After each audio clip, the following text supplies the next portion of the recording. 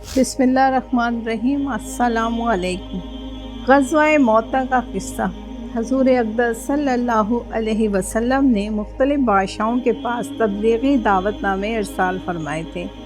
ان میں ایک خط حضرت حارث بن عمیر رضی اللہ تعالیٰ عنہ کے ہاتھ بصرہ کے بادشاہ کے پاس بھی بھیجا تھا۔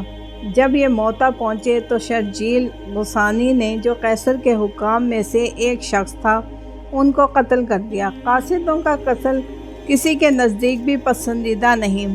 حضور کو یہ بات بہت گراں ہوئی اور آپ نے 3000 کا ایک لشکر تجویز فرما کر حضرت زید بن حارثہ کو ان پر امیر مقرر فرمایا اور ارشاد فرمایا کہ اگر یہ شہید ہو جائیں تو جعفر بن ابی طالب امیر بنائے جائیں، وہ بھی شہید ہو جائیں تو عبداللہ بن رہوہ امیر ہوں، وہ بھی شہید ہو جائیں تو پھر مسلمان جس کو دل چاہے امیر بنا لیں۔ ایک یہودی اس گفتگو کو سن رہا تھا۔ اس نے کہا، یہ تینوں تو ضرور شہید ہوں گے۔ پہلے انبیاء کی اس قسم کی کلام کا یہی مطلب ہوتا ہے۔ حضور اقدس صلی اللہ علیہ وسلم نے ایک سفید جھنڈا بنا کر حضرت زید کے حوالے فرمایا اور خود ایک جماعت کے ان حضرات کو رخصت فرمانے تشریف لے گئے۔ شہر کے باہر جب پہنچانے والے واپس آنے لگے تو ان مجاہدین کے لیے دعا کی کہ حق تعالی شانہ تم کو سلامتی کے ساتھ، کامیابی کے ساتھ واپس لائے اور ہر قسم کی برائی سے محفوظ رکھے۔ حضرت عبداللہ بن رہوہ نے اس کے جواب میں 3 شعر پڑھے، جن کا مطلب یہ تھا کہ میں تو اپنے رب سے گناہوں کی مغفرت چاہتا ہوں اور چاہتا ہوں کہ ایک ایسی تلوار ہو جس سے میرے خون کے فوارے چھوٹنے لگیں، یا ایسا برچھا ہو جو آنتوں اور کلیجے کو چیرتا ہوا نکل جائے، اور جب لوگ میری قبر پر گزریں تو یہ کہیں کہ اللہ تجھ غازی کو رشید اور کامیاب کرے۔ واقعی تو رشید اور کامیاب تھا۔ اس کے بعد یہ حضرت روانہ ہو گئے۔ شرجیل کو بھی ان کی روانگی کا علم ہوا۔ وہ 1,00,000 فوج کے ساتھ مقابلے کے لیے تیار ہوا۔ یہ حضرت کچھ آگے چلے تو معلوم ہوا کہ خود روم کا بادشاہ بھی 1,00,000 فوج ساتھ لیے ہوئے مقابلے کے لیے آ رہا ہے۔ ان حضرت کو اس خبر سے تردد ہوا کہ اتنی بڑی جمعیت کا مقابلہ کیا جائے یا حضور اقدس صلی اللہ علیہ وسلم کو اطلاع دی جائے۔ حضرت عبداللہ بن رہوہ نے للکار کر فرمایا، اے لوگوں، تم کس بات سے گھبرا رہے ہو؟ تم کس چیز کے ارادے سے نکلے ہو؟ تمہارا مقصد شہید ہو جانا ہے۔ ہم لوگ کبھی بھی قوت اور آدمیوں کی کثرت کے زور پر نہیں لڑے، ہم صرف اس دین کی وجہ سے لڑے ہیں جس کی وجہ سے اللہ نے ہمیں اکرام نصیب فرمایا ہے۔ آگے بڑھو، 2 کامیابیوں میں سے ایک تو ضروری ہے، یا شہادت یا غلبہ۔ یہ سن کر مسلمانوں نے ہمت کی اور آگے بڑھ گئے، حتیٰ کہ موتا پر پہنچ کر لڑائی شروع ہو گئی۔ حضرت زید نے جھنڈا ہاتھ میں لیا اور میدان میں پہنچے۔ گھمسان کی لڑائی شروع ہوئی۔ شرجیل کا بھائی بھی مارا گیا اور اس کے ساتھی بھاگ گئے۔ خود شرجیل بھی بھاگ کر ایک قلعے میں چھپ گیا اور ہرقل کے پاس مدد کے لیے آدمی بھیجا۔ اس نے تقریباً 2,00,000 فوج بھیجی اور لڑائی زور سے ہوتی رہی۔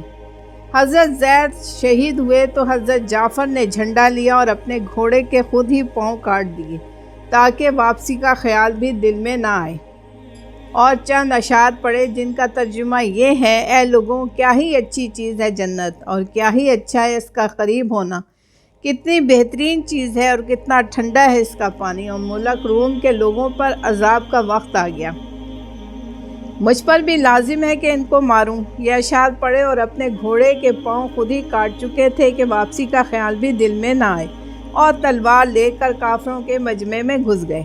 امیر ہونے کی وجہ سے جھنڈا بھی انہی کے پاس تھا۔ اول جھنڈا دائیں ہاتھ میں لیا، کافروں نے دایاں ہاتھ کاٹ دیا کہ جھنڈا گر جائے۔ انہوں نے فوراً بائیں ہاتھ میں لیا، انہوں نے وہ بھی کاٹا تو انہوں نے دونوں بازوؤں سے اس کو تھاما اور منہ سے مضبوط پکڑ لیا۔ ایک شخص نے پیچھے سے ان کے 2 ٹکڑے کر دیے جس سے یہ گر پڑے۔ اس وقت ان کی عمر 33 سال کی تھی۔ حضرت عبداللہ بن عمر کہتے ہیں کہ ہم نے بعد میں لاشوں میں سے حضرت جعفر کو جب اٹھایا تو ان کے بدن کے اگلے حصے میں 90 زخم تھے۔ جب یہ شہید ہو گئے تو لوگوں نے عبداللہ بن رہوہ کو آواز دی۔ وہ لشکر کے کونے میں گوشت کا ٹکڑا کھا رہے تھے کہ 3 دن سے کچھ چکھنے کو بھی نہ ملا تھا۔ وہ آواز سنتے ہی گوشت کے ٹکڑے کو پھینک کر اپنے آپ کو ملامت کرتے ہوئے کہ جعفر تو شہید ہو جائیں اور تو دنیا میں مشغول رہے، آگے بڑھے اور جھنڈا لے کر قتال شروع کر دیا۔ انگلی میں زخم آیا، وہ لٹک گئی تو انہوں نے پاؤں سے اس کٹی ہوئی انگلی کو دبا کر ہاتھ کھینچا، وہ الگ ہو گئی، اس کو پھینک دیا اور آگے بڑھے۔ اس گمسان اور پریشانی کی حالت میں تھوڑا سا تردد بھی پیش آیا کہ نہ ہمت نہ مقابلے کی طاقت، لیکن اس تردد کو تھوڑی ہی دیر گزری تھی کہ اپنے دل کو مخاطب بنا کر کہا، او دل، کس چیز کا اب اشتیاق باقی ہے جس کی وجہ سے تردد ہے؟ کیا بیوی کا ہے تو اس کو 3 طلاق، یا غلاموں کا ہے تو وہ سب آزاد، یا باغ کا ہے تو وہ اللہ کے راستے میں صدقہ۔